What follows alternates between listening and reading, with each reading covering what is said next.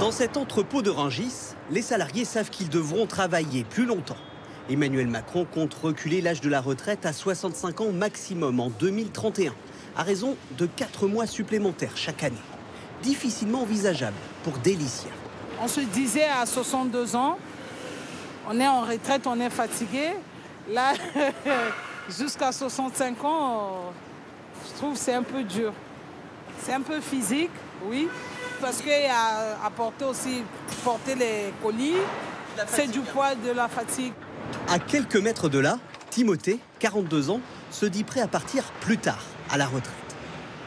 Quand j'ai commencé en préparation de commande, j'aurais préféré partir plus tôt. Maintenant que j'ai un travail un peu plus calme, ça ne me dérange pas de faire quelques années de plus. La pénibilité de certains métiers sera prise en compte. Bruit, chaleur du métal, gestes répétitifs, Thierry, 62 ans, est chaudronnier depuis ses 17 ans. Et il est soulagé de pouvoir prendre sa retraite dans quelques mois. J'aurais pu partir à 60 ans déjà. Donc c'est moi qui l'ai un peu voulu, aller jusqu'à 63 et quelques. Mais c'est vrai, pour ces métiers-là, c'est un peu pénible d'aller jusqu'à 65 ans, je pense. La réforme devrait concerner les personnes nées à partir de 1973. Franck, responsable d'exploitation, est de mars 72. J'espère passer à côté pour pouvoir partir à 62 ans. Baïdja, elle, a 53 ans.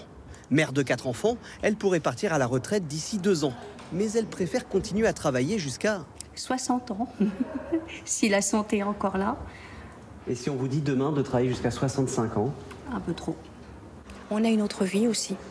Cette réforme devrait aussi permettre à chaque Français qui a cotisé tout au long de sa vie d'avoir une retraite d'au moins 1 100 € minimum.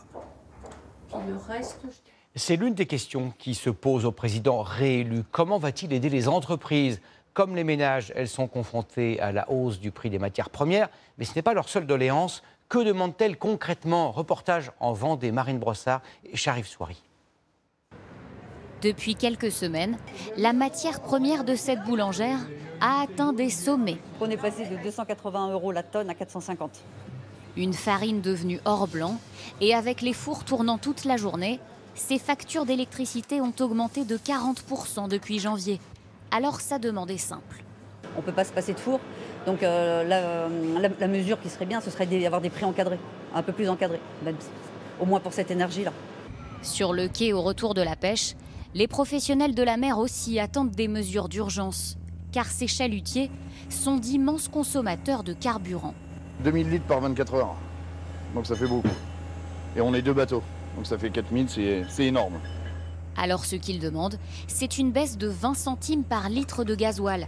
Elle leur a été promise par le gouvernement à partir du 1er avril, mais ils l'attendent toujours. Par mois, je perds entre 1000 et 1500 € avec le prix du gasoil à l'heure actuelle. Ça fait que les bateaux sont limite rentables, donc on verra bien si on peut continuer ou pas. Un coup de pouce pour continuer son activité, c'est aussi ce que demande le patron de ce restaurant. Il lui manque 7 salariés pour pouvoir travailler normalement. Alors en attendant, il est obligé de fermer son établissement une journée par semaine, alors que les clients ne manquent pas. Demain matin, on avait les charges beaucoup moins importantes qui nous permettraient justement de payer peut-être un peu plus les gens en restauration. Ça nous soulagerait. Alors retour au sable des vacances? La baisse des charges, une mesure demandée à l'unanimité par tous ceux que nous avons rencontrés. Dans le département de la Vendée, près d'une entreprise sur 3 peine à recruter.